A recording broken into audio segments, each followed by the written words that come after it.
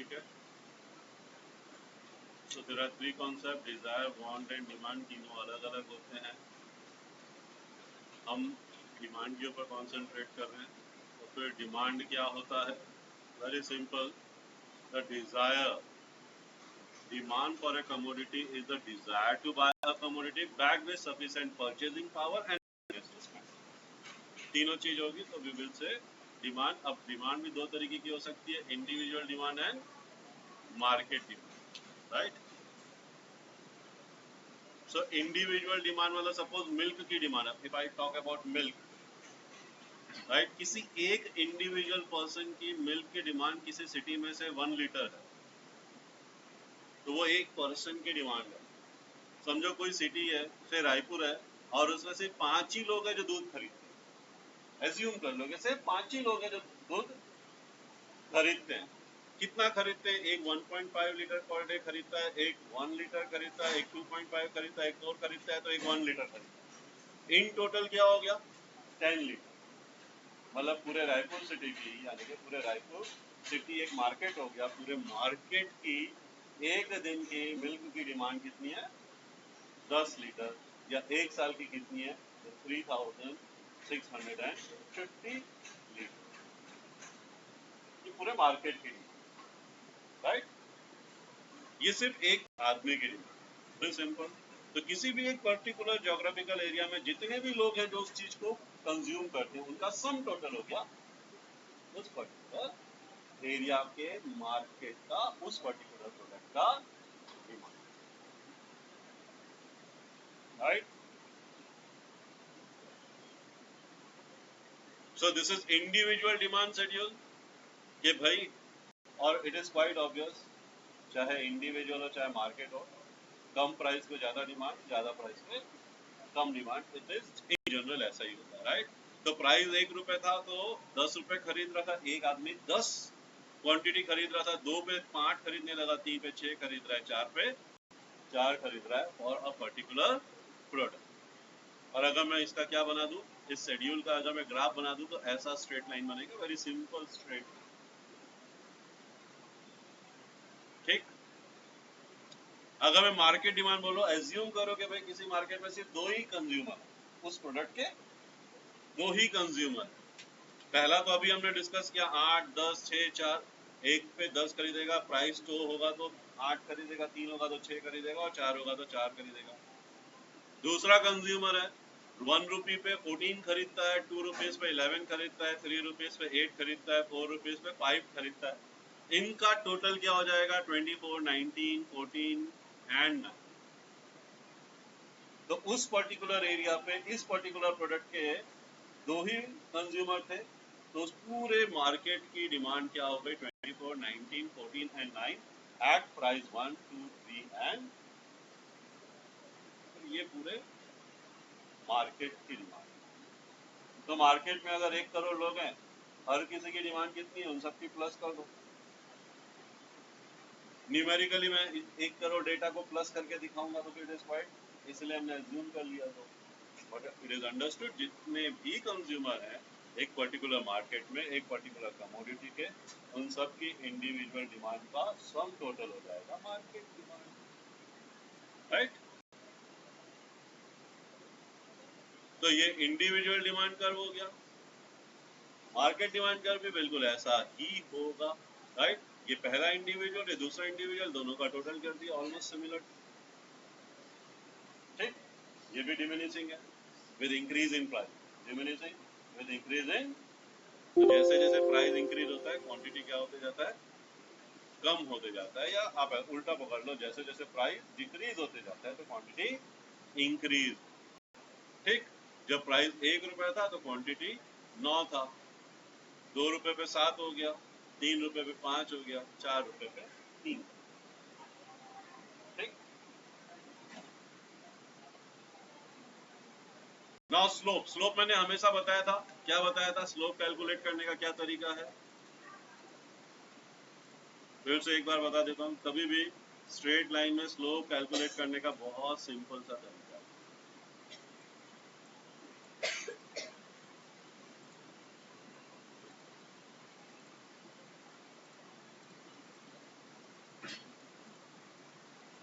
कैसे कैलकुलेट करेंगे slope? Straight line पे कोई भी 2 पॉइंट ले लो,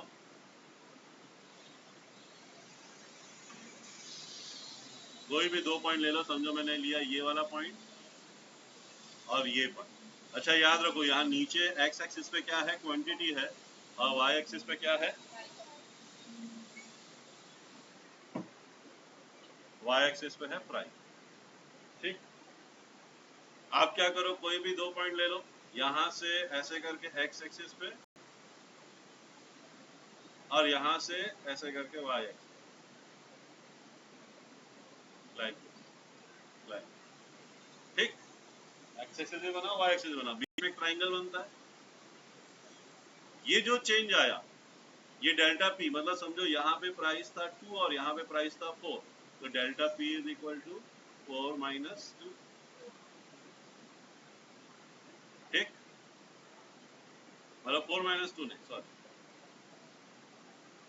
अगर मैं समझो ए से सी बोल रहा हूँ तो ठीक है, ए पे 4 था, सी पे 2 था, ठीक है।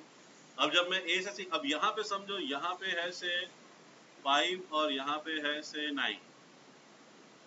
ठीक, तो अगर मैं ए से सी बोल रहा हूँ तो ए पे कितना है 5 माइनस सी पे कितना है 9, तो ये हो गया 2 और ये हो गया क्या माइनस, एक प्लस होगा तो एक माइनस होगा, अगर ऐसे स्लैंटिंग है तो हमेशा।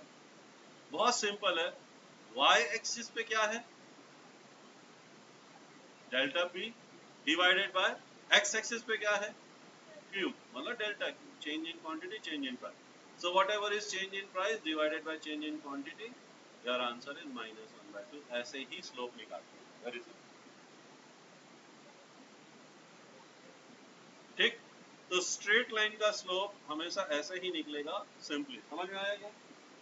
कभी भी स्ट्रेट लाइन का स्लोप आप ऐसे ही करो, जो भी वाई एक्सिस में है उसमें जो चेंज आया डिवाइडेड बाय जो भी एक्स एक्सिस में उसमें जो चेंज आया, और दोनों को डिवाइड करने से जो आंसर आएगा वही लाइन का क्या होगा, स्लोप। ठीक,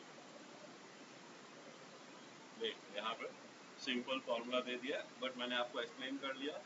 नॉट ओनली हियर, एनीवेयर जब भी स्ट्रेट लाइन आएगा तो स्लोप ऐसे ही निकलेगा। स्लोप निकलने का यही है, पहले से माइनस का मतलब हमेशा आंसर माइनस ही आएगा, मतलब वही वाला माइनस। अगर ये वाली मतलब फॉर डिमांड कर्व में हमेशा आंसर क्या आएगा, नेगेटिव ही आएगा। एक पॉजिटिव होगा तो दूसरा, क्योंकि एक बढ़ रहा है तो दूसरा घट रहा है, और एक घट रहा है तो दूसरा, प्राइस बढ़ रहा है तो डिमांड घट रहा है, प्राइस घट रहा है तो डिमांड बढ़ रहा है। प्राइस में अगर के माइनस करोगे तो नेगेटिव आएगा, तो क्वांटिटी पॉजिटिव आएगा। तो ये जो है ना, इसलिए ब्रैकेट में डाल के कि this negative sign indicate P increase and D decrease, and P increase and Q decrease, और P decrease and Q increase। ठीक, इनवर्स रिलेशन जिसको क्या बोलते हैं हम, देखो यहाँ पे यही दिया ना, negative sign indicate inverse relation, मतलब एक बढ़ता है तो दूसरा घटता है, प्राइस और क्वांटिटी में, डिमांड कर्व में यही रिलेशन होगा। ठीक, अब डिमांड फंक्शन में देखो, individual demand function and market demand function. Individual demand function में क्या है, ये 4 चीजें हैं, 5 चीजें हैं, P X, P Y, P ई।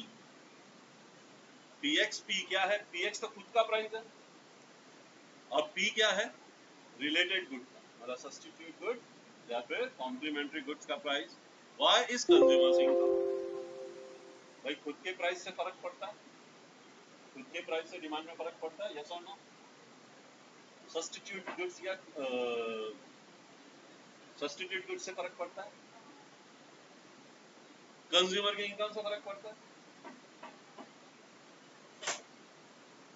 कंज्यूमर के टेस्ट एंड प्रेफरेंस से फर्क पड़ता है, और कंज्यूमर के एक्सपेक्टेशन से फर्क पड़ता है।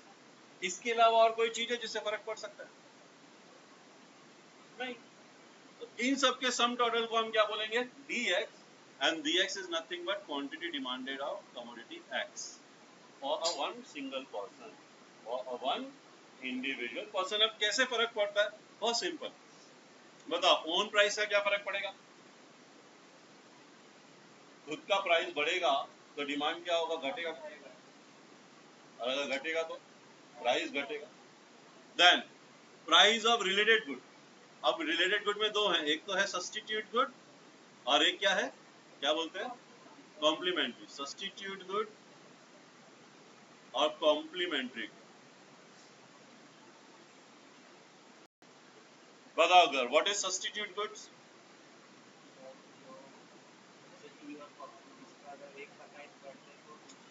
मतलब एक को छोड़ के हम दूसरे को लेते हैं, ऐसे गुड्स जो एक दूसरे का सब्स्टिट्यूट है। ये छोड़ के मैं ये ले सकता हूँ, ये छोड़ के ये ले सकता हूँ, जैसे फ्रूट्स में होता है ना। आप बोलो एप्पल और बनाना, तो एप्पल छोड़ के बनाना ले सकता हूँ, बनाना छोड़ के मैं एप्पल ले सकता हूँ। They are good substitute of each other. Tea and coffee, है ना, तो they are all substitute goods. Cookies and chocolate, ठीक। तो जैसे कि rice and wheat, they all are substitute goods. एक की जगह हम दूसरे को क्या कर सकते हैं, एक की जगह हम दूसरे को क्या कर सकते हैं, सब्स्टिट्यूट कर सकते हैं। बता, अब अगर सब्स्टिट्यूट गुड मतलब मैं जिस गुड्स के बारे में स्टडी कर रहा हूँ, अगर उसके सब्स्टिट्यूट गुड्स का प्राइस बढ़ता है तो इसका डिमांड घटेगा कि बढ़ेगा? बढ़ेगा। उसका प्राइस बढ़ने की वजह से वो कम खरीदेंगे तो ये ज्यादा खरीदेंगे, और उसका प्राइस अगर घटेगा तो हम वो ज्यादा खरीदेंगे तो ये कम खरीदेंगे, ठीक है ना। तो इसमें डायरेक्ट रिलेशन हो गया। इसमें क्या हो गया, डायरेक्ट रिलेशन हो गया। दूसरा होता है कॉम्प्लीमेंट्री गुड। कॉम्प्लीमेंट्री गुड्स मतलब ऐसे गुड जो दो हम एक साथ खरीदते हैं, ऐसे गुड जो हम दोनों एक साथ खरीदते हैं, दोनों एक साथ का ही मतलब। जैसे कि आप बोल लो rice and dal, normally rice के साथ दाल यूज होता है ना। तो अगर अभी हम स्टडी कर रहे हैं राइस और दाल उसकी क्या है, सब्स्टिट्यूट। या बेस्ट एग्जांपल है कार एंड पेट्रोल। हम स्टडी कर रहे हैं कार को, पेट्रोल क्या हो गया, कॉम्प्लीमेंट्री गुड्स, क्योंकि कार का मतलब नहीं है बिना पेट्रोल। अगर पेट्रोल का प्राइस बढ़ता है, कार का डिमांड बढ़ेगा कि घटेगा? अगर पेट्रोल का प्राइस बढ़ता है तो कार का डिमांड, इनवर्स रिलेशन हो गया, है ना। Then consumer taste and preference, जिसमें टेस्ट एंड प्रेफरेंस जिस चीज में बढ़ रहा है, मतलब हम जिस प्रोडक्ट की बात कर रहे हैं, अगर उसमें टेस्ट एंड प्रेफरेंस क्या हो रहा है, फेवरेबल हो रहा है, तो उसका डिमांड बढ़ेगा, इवन प्राइस सेम है। मतलब जब मैं किसी एक की बात करता हूँ तो बाकी सारी चीजें कांस्टेंट। अगर किसी पर्टिकुलर प्रोडक्ट का टेस्ट एंड प्रेफरेंस क्या हो रहा है, कम हो रहा है, तो उसका डिमांड भी क्या हो जाएगा, direct relation. Last, consumers expectation. अगर कंज्यूमर ऐसा एक्सपेक्ट करता है कि नियर फ्यूचर में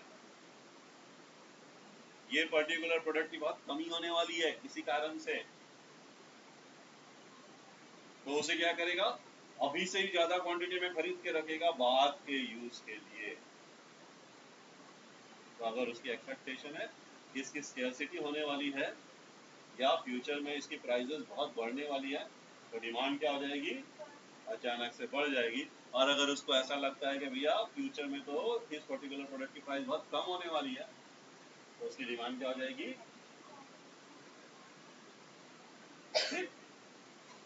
ये 5 चीजों का सम टोटल, मतलब इन सब का इफेक्ट पड़ता है इंडिविजुअल डिमांड पे। और मार्केट डिमांड में भी ये 5 चीजें हैं, क्योंकि हर एक इंडिविजुअल का टोटल ही तो क्या होता है, इंडिविजुअल का टोटल ही मार्केट होता है। बट मार्केट में और भी 3, ठीक है। तो ये ओन प्राइस हमने डिस्कस किया, सब्स्टिट्यूट गुड्स का प्राइस, कॉम्प्लीमेंट्री गुड्स का प्राइस, इनकम ऑफ कंज्यूमर। अच्छा, इनकम ऑफ कंज्यूमर ने डिस्कस किया। इनकम ऑफ कंज्यूमर तो बहुत सिंपल है, इनकम बढ़ता है डिमांड, इनकम घटता है डिमांड। लेकिन दो अलग अलग तरीके के गुड्स हैं, राइट, एक नॉर्मल गुड्स और एक इंफीरियर गुड्स। तो फिर क्या होता है, क्या रिलेशन है,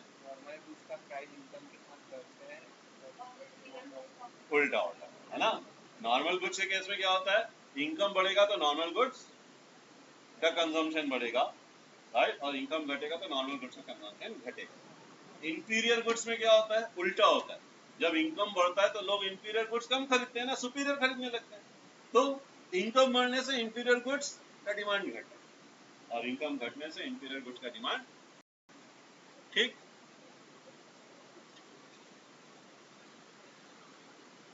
देन मार्केट डिमांड में देखो दो एक्स्ट्रा चीजें आ गई, एन और वाई डी, बाकी सब तो वही है ना, P X, P R, Y, T N. P X is own price, R is related goods का प्राइस, वाई इज कंज्यूमर का income, T is taste and preference, E is expectation. N और Y जो है वो individual में applicable नहीं है, यहाँ पे एप्लीकेबल है। एन क्या है? पॉपुलेशन। पॉपुलेशन इंडिविजुअल पे तो हम जब इंडिविजुअल की बात करें तो एक की बात करें, जब हम मार्केट की बात करें तो मार्केट में कितने कंज्यूमर है? 100 कंज्यूमर है, 1000 कंज्यूमर है कि 10,000 कंज्यूमर है ना? पॉपुलेशन या साइज या नंबर ऑफ बायर्स। देन दूसरा होता है डिस्ट्रीब्यूशन ऑफ इनकम। ये अगर 10,000 लोग हैं तो उसमें डिस्ट्रीब्यूशन ऑफ इनकम कैसा है? ठीक, बहुत सिंपल है। पॉपुलेशन ज्यादा होगा, अगर पॉपुलेशन ज्यादा होगा तो डिमांड ज्यादा होगा कि कम होगा? वेरी सिंपल, 100 के पॉपुलेशन में 100 का डिमांड होगा, 1000 के पॉपुलेशन में 1000 का डिमांड हो जाएगा। मतलब more population more will be the demand for a particular product. ठीक है। Then distribution of income. Distribution में इनकम में बस एक ही चीज याद रखो, अगर अनइवन है, अगर डिस्ट्रीब्यूशन क्या है? अनइवन, तो डिमांड लो। और अगर अनइवन नहीं है, इवन डिस्ट्रीब्यूशन है, डिमांड क्या होगा? मतलब अगर डिफरेंस ज्यादा है, अगर डिफरेंस क्या है? जो हाई इनकम वाले हैं, हाई इनकम वाले और लो इनकम वाले में बड़ा डिफरेंस है, हाई डिफरेंस, इन दोनों के बीच में हाई डिफरेंस, इन दोनों के बीच में क्या है? डिफरेंस हाई है, इसको हम अनइवन डिस्ट्रीब्यूशन बोलते हैं, इसको बोलते हैं लो डिमांड। और अगर ये डिफरेंस क्या है? लो है। अगर ये डिफरेंस क्या है? लो है, मतलब डिस्ट्रीब्यूशन इनकम इवन है, बहुत ज्यादा डिफरेंस नहीं है, इवन डिस्ट्रीब्यूशन ऑफ इनकम, तो डिमांड क्या होगा? ठीक, ये सारे पॉइंट बहुत अच्छे से पढ़ लेना, ये बहुत इंपॉर्टेंट है। इसके ऊपर केस स्टडी, मतलब डायरेक्ट क्वेश्चन कम आएगा, घुमा फिरा के क्वेश्चन बहुत आते हैं, घुमा फिरा के तो एन नंबर ऑफ क्वेश्चन, खाली चीजें समझना तुमको आना चाहिए। ठीक है, याद रखना 11th में आपने तो वीकली टेस्ट वगैरह भी दे दिया ना, आपको समझ में आ गया होगा, सीधे सीधे क्वेश्चन कम आते हैं, घुमा फिरा के क्वेश्चन ज्यादा आते हैं। ठीक है, आपकी मेमोरी को कोई टेस्ट नहीं कर रहा है, क्या चीज पर टेस्ट किया जा रहा है? आपके नॉलेज को, अंडरस्टैंडिंग को चेक किया जा रहा है। ठीक, तो अब जितने क्वेश्चन बनाओ उतने कम है।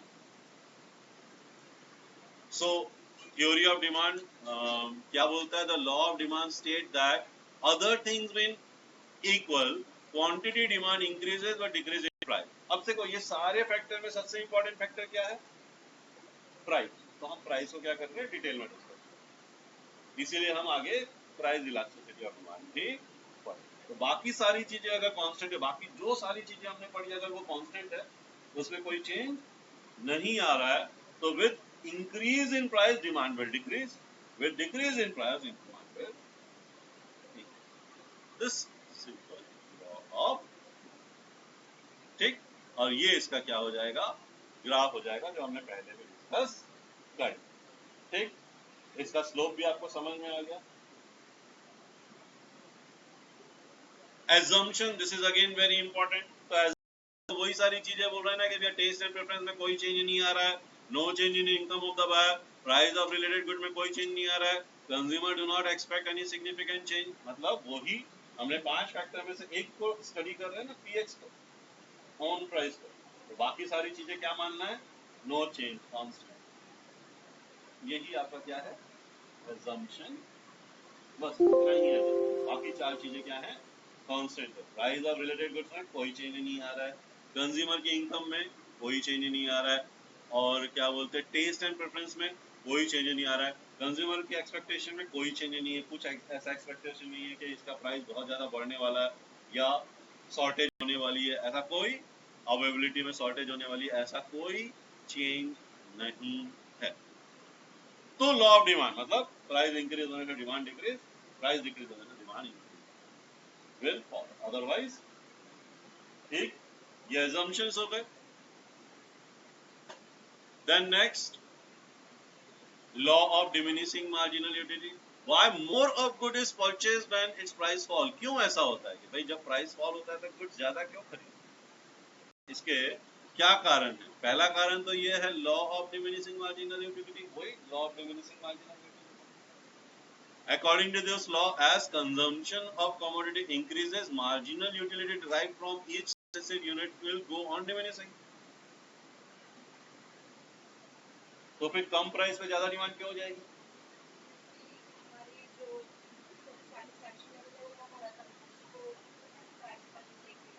हम अपने सेटिस्फेक्शन लेवल को प्राइस से कंपेयर करते हैं, क्योंकि प्राइस का भी सेटिस्फेक्शन लेवल है।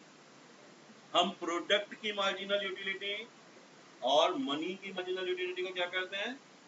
कंपेयर करते हैं ना। मान लो मनी की marginal utility 1 rupee 1 equal to 1 utility, समझना आसान होता है ना इसके लिए, ठीक है? ये मान लो तो 10 रुपए का कोई प्रोडक्ट है, 10 रुपए का कोई प्रोडक्ट है, तो 10 रुपए की यूटिलिटी कितनी हुई? अगर कोई प्रोडक्ट 10 रुपए का है और मैं बोल रहा हूं कोई प्रोडक्ट 10 रुपए का है, और अगर मैं बोल रहा हूं कि 1 रुपए की यूटिलिटी 1 है, तो 10 रुपए की यूटिलिटी कितनी होगी? 10 होगी। और 10 रुपए तो 10 ही है, प्राइस तो सेम ही है ना, मतलब हर सक्सेसिव यूनिट पे 10 ही रुपए है। उस प्रोडक्ट से अगर समझो 20 यूटिल्स होते हैं, कितने यूटिल्स होते हैं? 20 यूटिल्स होते हैं। पहले पे 20 होते हैं, दूसरे पे से 16 होते हैं, तीसरे पे से 10 होते हैं, चौथे पे से 8 होते हैं, और छठवें से 6 होते हैं। तो मैं कितना खरीदूंगा?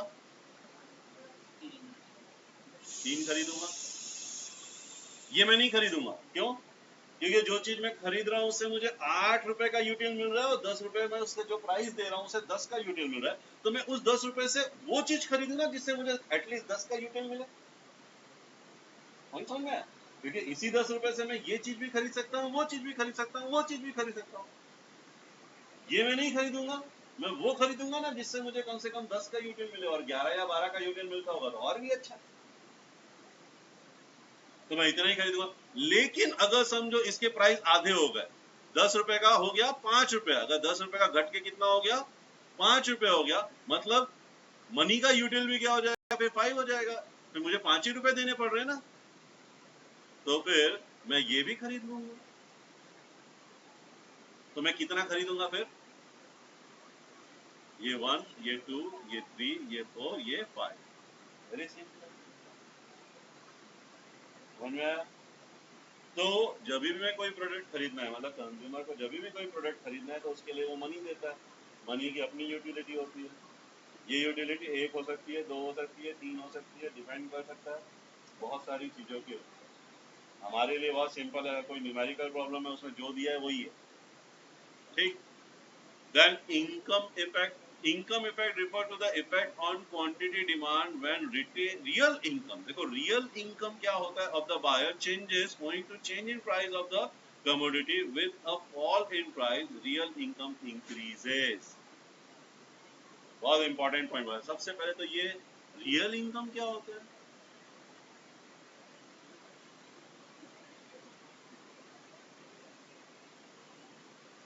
मैं अपनी इनकम से कितना खरीद पा रहा हूं उसको बोलते हैं रियल। मतलब एक ऐसा देश है जिसमें एक आदमी का सैलरी $10,000 है, समझो। अब मैं डॉलर इसलिए बोल रहा हूँ क्योंकि दो अलग अलग देश की बात कर रहे हैं, ठीक है।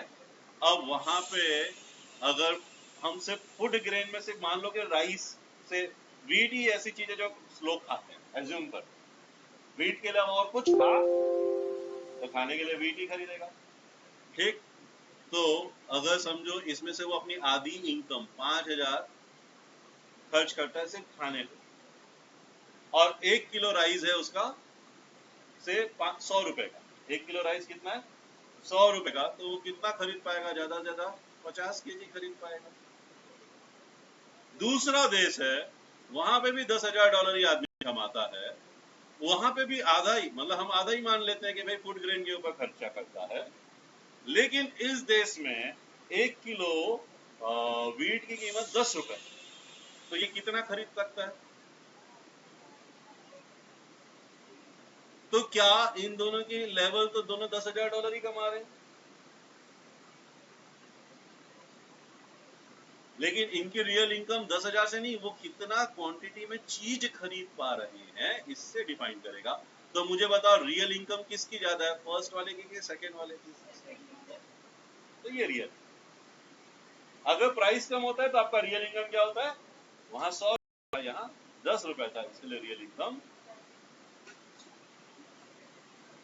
समझ में आ गया? जब आपकी रियल इनकम बढ़ेगी तो डिमांड क्या हो जाएगी, बढ़ेगी। जब आपकी रियल इनकम घटेगी तो डिमांड क्या हो जाएगी, कम होगी। यहाँ 50 किलो की डिमांड होगी, यहाँ 500 किलो की डिमांड हो सकती है, considering other thing as constant. ठीक।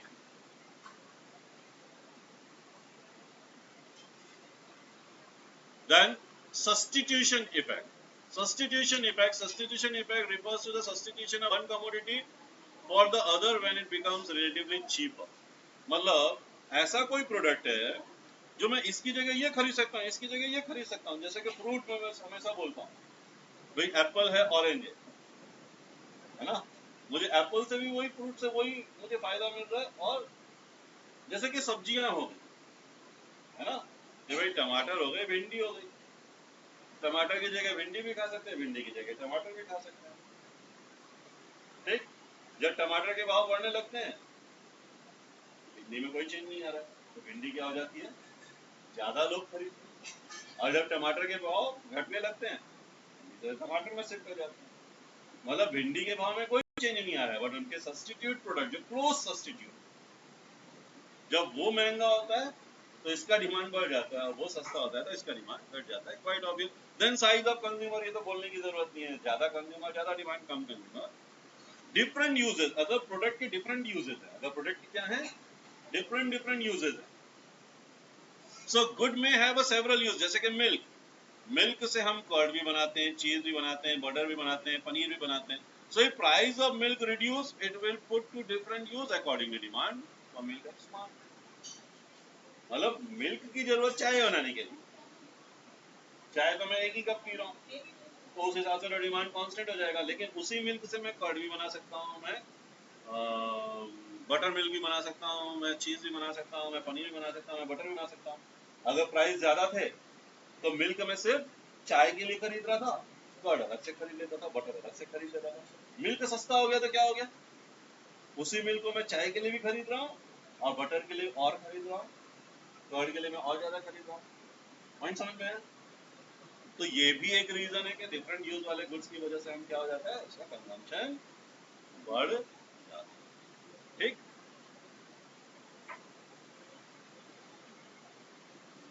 नाउ एक्सेप्शन देखो, ये भी इंपॉर्टेंट है। क्या क्या एक्सेप्शन है जहां पे लॉ ऑफ डिमांड फेल हो जाता है? पहला क्या है, आर्टिकल ऑफ डिस्टिंक्शन, मतलब ऐसे आर्टिकल जो बिकते ही हैं, ठीक है, वो एंटीक है क्योंकि बहुत महंगे है ना। मतलब समझो नील आर्मस्ट्रॉन्ग जो है वो मून पे गया, वहां से कुछ स्टोन वगैरह लेके आया, तो बहुत रेयर चीज है ना। तो कई ऐसे मिलेनियर्स होंगे कि यार हाँ ठीक है, एक पत्थर मैं भी खरीद लेता, एक पत्थर मैं भी खरीद लेता हूँ। क्यों? बहुत डिस्टिंक्ट है, रेयर है, और बहुत हाई प्राइस होगा।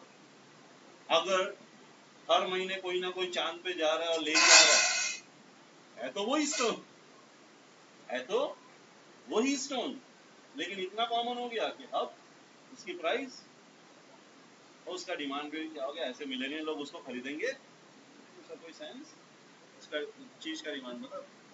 तो आर्टिकल ऑफ डिस्टिंक्शन ऐसे होते हैं जैसे कि विंटेज कार्ड हो गया, रेयर स्टोन हो गया, है ना, जैसे कि कोहिनूर हीरा हो गया, राइट। तो ये सारी चीजें हाई प्राइस की वजह से ही डिमांड में होती हैं। जब इनकी प्राइस लो हो जाएगी, मतलब ये इसमें फॉलो नहीं होता है ना, प्राइस कम होने से डिमांड कम हो जाती है।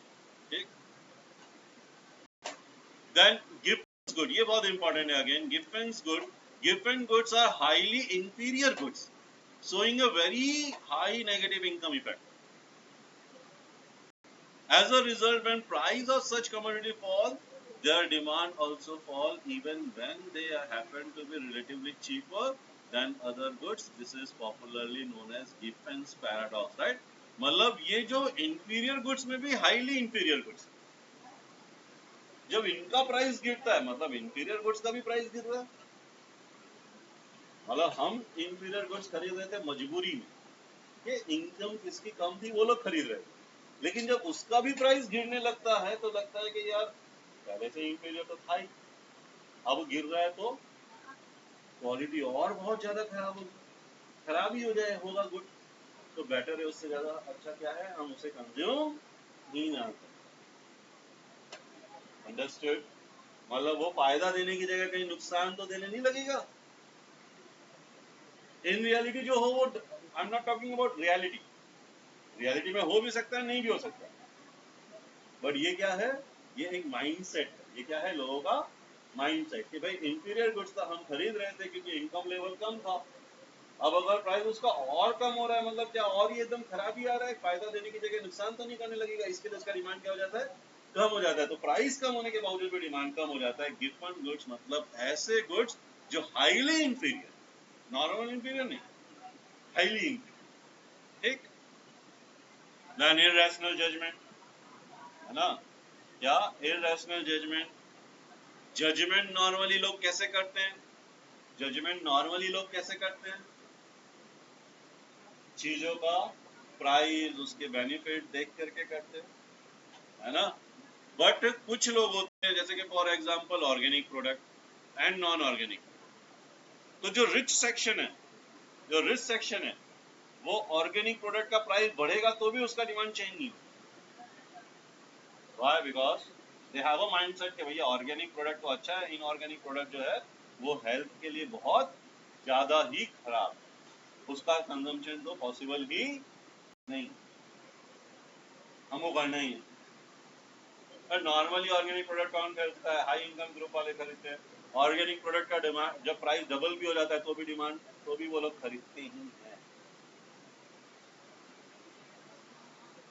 Right. So this is one example of irrational behaviour, not a rational, ठीक। ओके, देन मूवमेंट, देखो मूवमेंट दो टाइप का होता है, एक तो एक्सटेंशन एंड कॉन्ट्रैक्शन। जब मूवमेंट होता है अलोंग द कर्व, जब मूवमेंट होता है इस लाइन के ऊपर, जब यहां से यहां आ गया, यहां आ गया, यहां आ गया, तो ये एक्सटेंशन हो गया, एक्सटेंशन हो गया। और जब यहां से यहां आ गया, यहां आ गया, यहां आ गया, मतलब ऊपर की तरफ मूव कर रहा है, तो दिस इज कॉल्ड कॉन्ट्रैक्शन, ठीक। एक्सटेंशन मतलब क्वांटिटी में इंक्रीज हो रहा है, एक्सटेंशन और क्वांटिटी में क्या हो रहा है, डिक्रीज हो रहा है, तो क्या हो गया, कॉन्ट्रैक्शन, ठीक।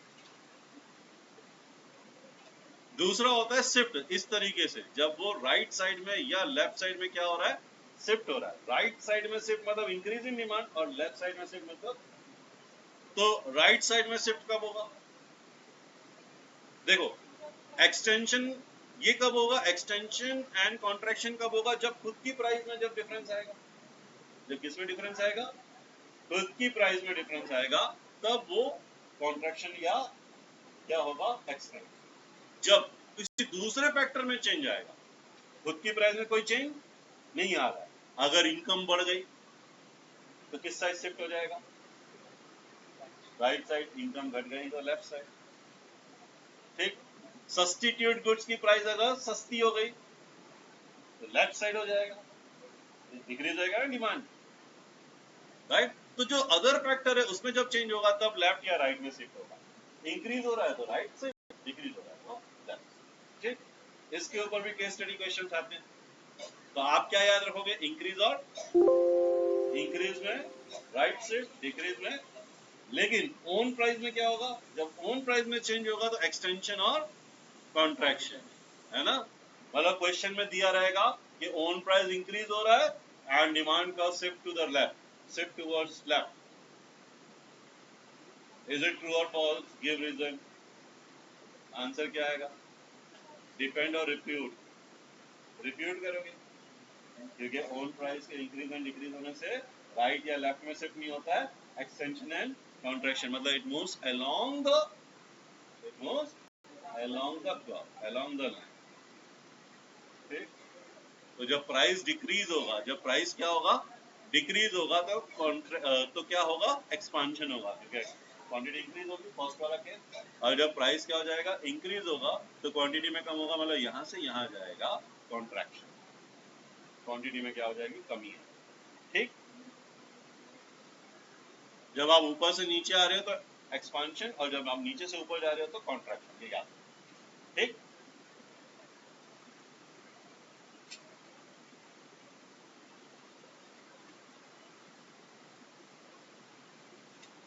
ये कॉजेज तो मैंने बता दिया, causes in increase, causes in decrease, वही सारी चीजें हैं।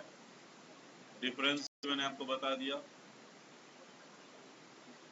Okay, demand for a commodity in relation to price of substitute good, ये भी हमने ऑलरेडी डिस्कस कर लिया है ना।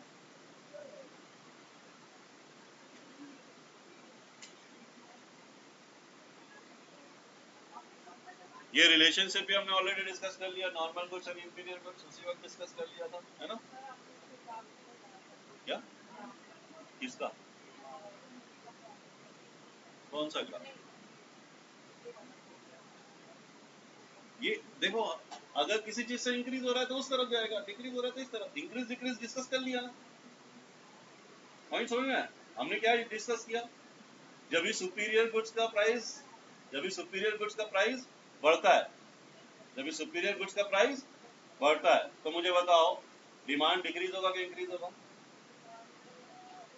इंक्रीज होगा, तो फिर उस साइड से इंक्रीज मतलब उस साइड, तो हमने इंक्रीज डिक्रीज कर लिया ना, तो जिस जो जो इंक्रीज वाला केस है उसमें राइट साइड शिफ्ट हो जाएगा, और जो जो डिक्रीज वाला केस है उसमें लेफ्ट साइड से, है ना। तो कुछ अलग नहीं है, चीजों को ऐसे ही याद रखो। ओके, तो हमने इंक्रीज डिक्रीज कर लिया, हर इंक्रीज में राइट साइड से, हर डिक्रीज में लेफ्ट साइड से। ठीक, सिर्फ ओन प्राइस में क्या होगा, एक्सटेंशन एंड कॉन्ट्रैक्शन। ठीक,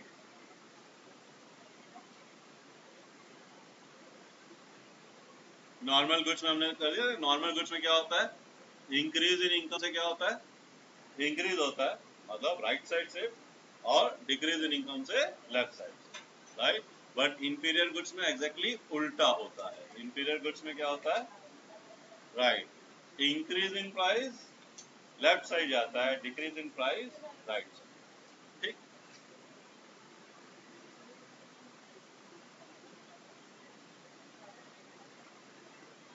test and preference of buyer determined by 3 factor. अभी ये टेस्ट एंड प्रेफरेंस में भी 3 फैक्टर है, एक तो खुद के लाइक्स एंड डिसलाइक्स, कंज्यूमर के personal likes and dislikes, personal likes and dislikes अगर बढ़ता है तो डिमांड बढ़ेगा, घटता है तो डिमांड घटेगा।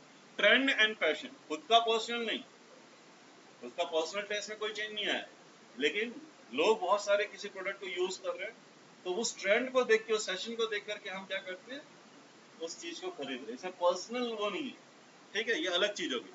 तीसरा होता है क्लाइमेटिक कंडीशन, मुझे वुलन क्लोथ पसंद बिल्कुल भी नहीं है, लेकिन क्योंकि ठंडी आ गई तो मुझे पहनना पड़ रहा है, तो क्लाइमेटिक कंडीशन नहीं है, पर्सनल टेस्ट है, ना ही ये पैशन।